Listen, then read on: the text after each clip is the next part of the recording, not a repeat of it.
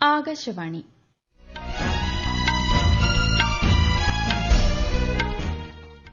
നമസ്കാരം. വാർത്തകൾ വായിക്കുന്നത് കൃഷ്ണ പ്രകൃതി.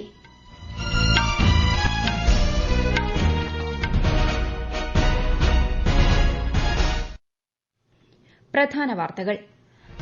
ഐസിസി ചാമ്പ്യൻസ് ട്രോഫി ക്രിക്കറ്റിൽ ഏറ്റവും കൂടുതൽ തവണ ജേതാക്കളാകുന്ന ആദ്യ ടീമായി ഇന്ത്യ. ചരിത്ര വിജയം സ്വന്തമാക്കിയത് ന്യൂസിലാൻഡിനെ പരാജയപ്പെടുത്തി. ചാമ്പ്യൻസ് ട്രോഫി കിരീടം നേടിയ ഇന്ത്യൻ സംഘത്തെ അഭിനന്ദിച്ച് രാഷ്ട്രപതി, പ്രധാനമന്ത്രി ഉൾപ്പെടെയുള്ള പ്രമുഖർ. രാഷ്ട്രപതി ദ്രൌപദി മുർമുവിന്റെ ഹരിയാന, ചണ്ഡീഗഡ്, പഞ്ചാബ് സന്ദർശനത്തിന് ഇന്ന് തുടക്കം. പാർലമെന്റിന്റെ ബജറ്റ് സമ്മേളനം ഇന്ന് പുനരാരംഭിക്കും. ഇന്ത്യ യൂറോപ്യൻ യൂണിയൻ സ്വതന്ത്ര വ്യാപാര കരാർ സംബന്ധിച്ച 10ാം വട്ട ചർച്ചകൾ ബ്രസൽസിൽ ആരംഭിക്കും. കേരള നിയമസഭയിൽ ഇന്ന് 2025-26 സാമ്പത്തിക വർഷത്തെ ബജറ്റിലെ ധനാഭ്യർത്ഥനയിന്മേലുള്ള ചർച്ചയും വോട്ടെടുപ്പും നടക്കും. ബാങ്ക് ഓഫ് കാനഡ മുൻ ഗവർണർ മാർക്ക് കാർണി കാനഡയുടെ പുതിയ പ്രധാനമന്ത്രിയാകും. വാർത്തകൾ വിശദമായി. ചാമ്പ്യൻസ് ട്രോഫിയിൽ കിരീടം ചൂടി ഇന്ത്യ. ഇന്നലെ നടന്ന ഫൈനൽ പോരാട്ടത്തിൽ ന്യൂസിലൻഡിനെ 4 വിക്കറ്റിന് തോൽപ്പിച്ചാണ് ഇന്ത്യ ചാമ്പ്യന്മാരായത്. 252 റൺസ് വിജയലക്ഷ്യം പിന്തുടർന്ന ഇന്ത്യ 6 പന്തുകൾ ശേഷിക്കെ 6 വിക്കറ്റ് നഷ്ടത്തിൽ ജയം നേടുകയായിരുന്നു. രോഹിത് ശർമ്മയാണ് കളിയിലെ താരം. ന്യൂസിലൻഡിന്റെ രാചൽ രവീന്ദ്രയെ പരമ്പരയിലെ താരമായും തിരഞ്ഞെടുത്തു. ഇന്ത്യയുടെ 3ാം ചാമ്പ്യൻസ് ട്രോഫി കിരീടമാണിത്. ഇതോടെ ഏറ്റവും കൂടുതൽ തവണ ചാമ്പ്യൻസ് ട്രോഫി കിരീടം നേടുന്ന ടീമായി ഇന്ത്യ മാറി. ഇന്ത്യയുടെ ചരിത്ര നേട്ടം ആഘോഷമാക്കിയ ആരാധകർ ദുബായ് അന്താരാഷ്ട്ര cricket സ്റ്റേഡിയത്തെ നീലക്കടലാക്കി.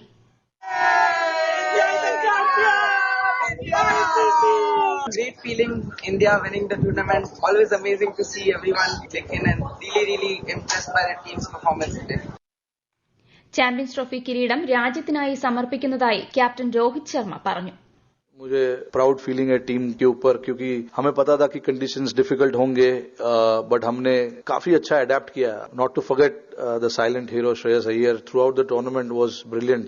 He was very important in that middle phase for us, stitched the partnerships with all the batters who were batting with him. हमारे साथ ये ट्रॉफी पूरे कंट्री के लिए है. हम जहां पर भी खेलते हैं हमें सपोर्ट अच्छा मिलता है. पूरे टीम के लोगों को इतनी खुशी मिलती है कि हमने कुछ देश के लिए किया है और करते रहेंगे आगे तक जब मौका मिलेगा.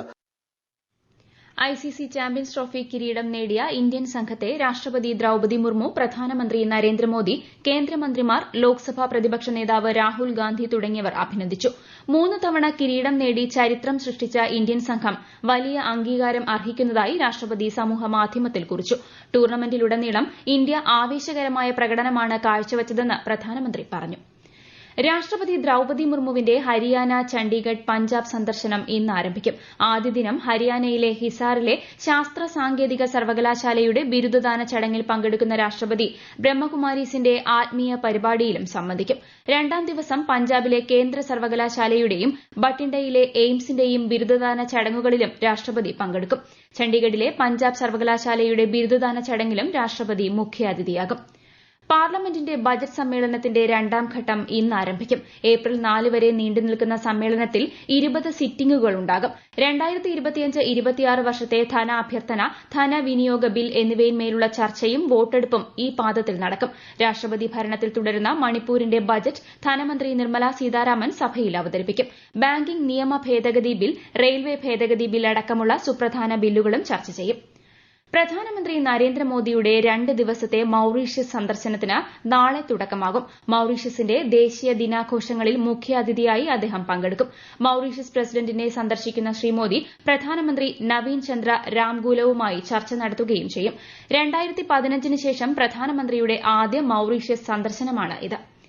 ന്യൂയോർക്കിലെ UN ആസ്ഥാനത്ത് ഇന്ന് ആരംഭിക്കുന്ന commission on the status of woman CSWന്റെ 69ാമത് സെഷനിൽ കേന്ദ്രമന്ത്രി അന്നപൂർണ ദേവിയുടെ നേതൃത്വത്തിലുള്ള ഇന്ത്യൻ പ്രതിനിധി സംഘം പങ്കെടുക്കും. സെഷനിൽ സ്ത്രീകളുടെ സമഗ്ര വികസനത്തിനും ശാക്തീകരണത്തിനുമായി ഇന്ത്യ മുന്നോട്ട് വയ്ക്കുന്ന വിപ്ലവകരമായ ആശയങ്ങൾ അവതരിപ്പിക്കും. തുടർന്ന് നടക്കുന്ന മന്ത്രിതല വട്ടമേശ സമ്മേളനത്തിലും കേന്ദ്രമന്ത്രി പങ്കെടുക്കും. ഇന്ത്യ യൂറോപ്യൻ യൂണിയൻ സ്വതന്ത്ര വ്യാപാര കരാർ സംബന്ധിച്ച 10ാം വട്ട ചർച്ചകൾ ഇന്ന് ബ്രസൽസിൽ നടക്കും. കരാർ സംബന്ധിച്ച പ്രശ്നങ്ങൾ പരിഹരിച്ച് ഈ വർഷം അവസാനത്തോടെ സമവായത്തിലെത്താൻ സാധിക്കുമെന്നാണ് പ്രതീക്ഷ. 8 വർഷത്തിന് ശേഷം 2022 ജൂണിലാണ് ഇന്ത്യ യൂറോപ്യൻ യൂണിയൻ സന്ധി സംഭാഷണം ആരംഭിച്ചത്.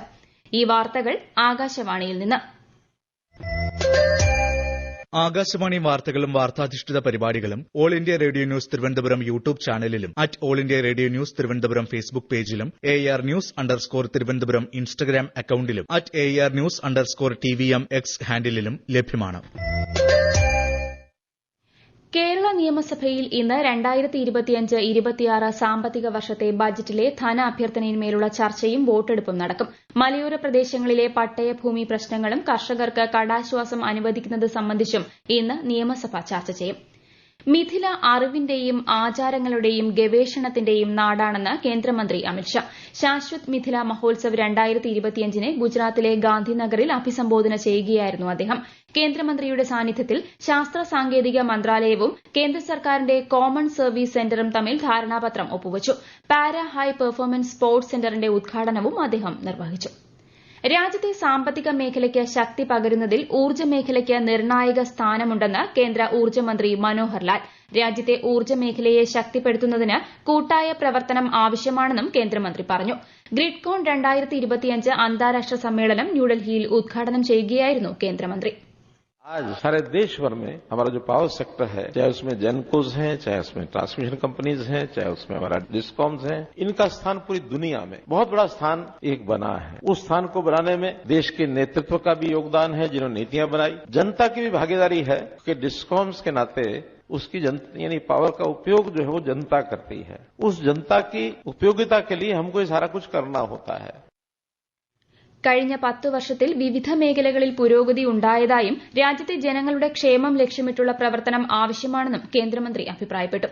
വിവിധ മേഖലകളിലെ പ്രമുഖർ, സാങ്കേതിക വിദഗ്ധർ തുടങ്ങിയവർ 3 ദിവസത്തെ സമ്മേളനത്തിന്റെ ഭാഗമാണ്. സമ്മേളനം നാളെ അവസാനിക്കും.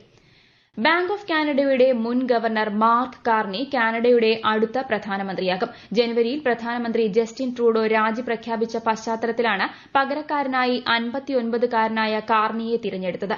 അമേരിക്ക നീതിയുക്തമായി പെരുമാറുന്നതുവരെ US ഉൽപ്പന്നങ്ങൾക്ക് ഏർപ്പെടുത്തിയ തീരുവ തുടരുമെന്ന് മാർക്ക് കാർണി പറഞ്ഞു. തെലങ്കാനയിൽ ടണലിൽ കുടുങ്ങിയ ഒരാളുടെ മൃതദേഹം കണ്ടെത്തി. പഞ്ചാബ് സ്വദേശി ഗുർപ്രീത് സിംഗിന്റെ മൃതദേഹമാണ് 16 ദിവസത്തിന് ശേഷം കണ്ടെടുത്തത്. ഇദ്ദേഹത്തിന്റെ കുടുംബത്തിന് 25 ലക്ഷം രൂപ സഹായധനം നൽകുമെന്ന് തെലങ്കാന മുഖ്യമന്ത്രി രേവന്ത് റെഡ്ഡി അറിയിച്ചു. കഴിഞ്ഞ മാസം 22-നാണ് 8 പേർ ശ്രീശൈലം ലെഫ്റ്റ് ബാങ്ക് കനാൽ തുരങ്കത്തിൽ കുടുങ്ങിയത്.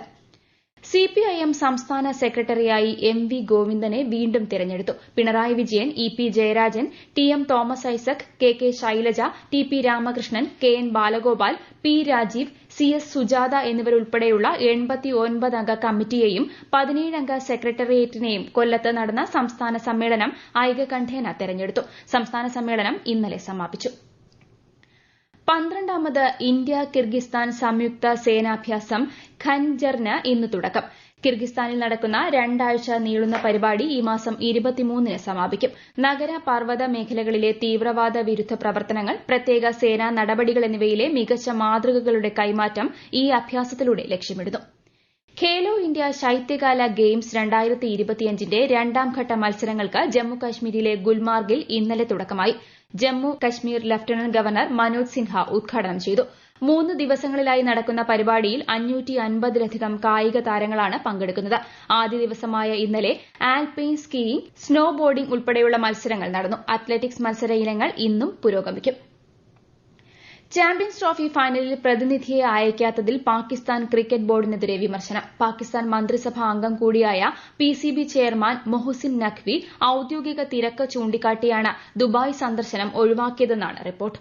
ISL ഫുട്ബോളിൽ ഇന്ന് പഞ്ചാബ് FC മൊഹമ്മദൻ SCയെ നേരിടും. കൊൽക്കത്തയിൽ രാത്രി 7:30-നാണ് മത്സരം. പ്രധാന വാർത്തകൾ വീണ്ടും. ICC ചാമ്പ്യൻസ് ട്രോഫി ക്രിക്കറ്റിൽ ഏറ്റവും കൂടുതൽ തവണ ജേതാക്കളാകുന്ന ആദ്യ ടീമായി ഇന്ത്യ. ചരിത്ര വിജയം സ്വന്തമാക്കിയത് ന്യൂസിലൻഡിനെ പരാജയപ്പെടുത്തി.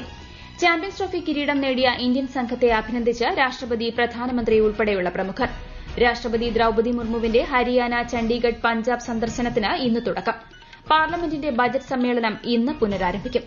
ഇന്ത്യ യൂറോപ്യൻ യൂണിയൻ സ്വതന്ത്ര വ്യാപാര കരാർ സംബന്ധിച്ച 10ാം വട്ട ചർച്ചകൾ ബ്രസൽസിൽ ആരംഭിക്കും. കേരള നിയമസഭയിൽ ഇന്ന് 2025-26 സാമ്പത്തിക വർഷത്തെ ബജറ്റിലെ ധനാഭ്യർത്ഥനയിന്മേലുള്ള ചർച്ചയും വോട്ടെടുപ്പും നടക്കും. ബാങ്ക് ഓഫ് കാനഡ മുൻ ഗവർണർ മാർക്ക് കാർണി കാനഡയുടെ പുതിയ പ്രധാനമന്ത്രിയാകും. വാർത്തകൾ കഴിഞ്ഞു. അടുത്ത വാർത്താ പ്രക്ഷേപണം ഉച്ചയ്ക്ക് 12:30-ന്.